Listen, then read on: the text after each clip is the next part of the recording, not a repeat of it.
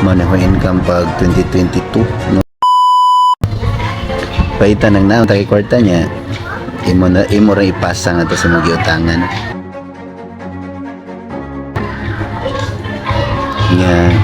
nga ganing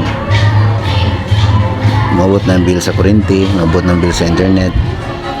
walay ba ni mong anak, ikaw mismo kay ba nautdan na gasolina imong sakyanan o imong motor kunya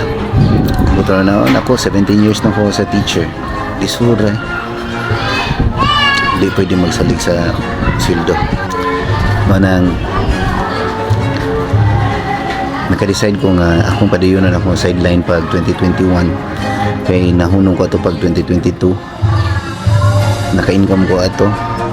maneho income pag 2022 no by June ba na or July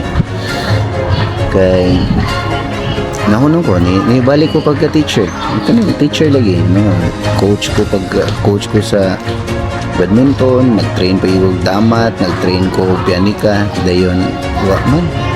lisod na paminan ako kung ma-apply ko pag master teacher masaka akong sweldo pero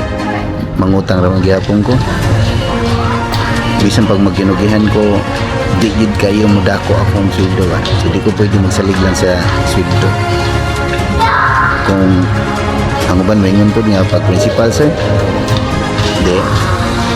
may dako lang problema dako siguro ang sweldo po pero nidaghan po ang problema dili ko makuangan akong oras sa pamilya no manang ako balikon to na ako kung gibuhat pag 2021 nga bisag pandemic naka income ko ato ikaw magsabay ka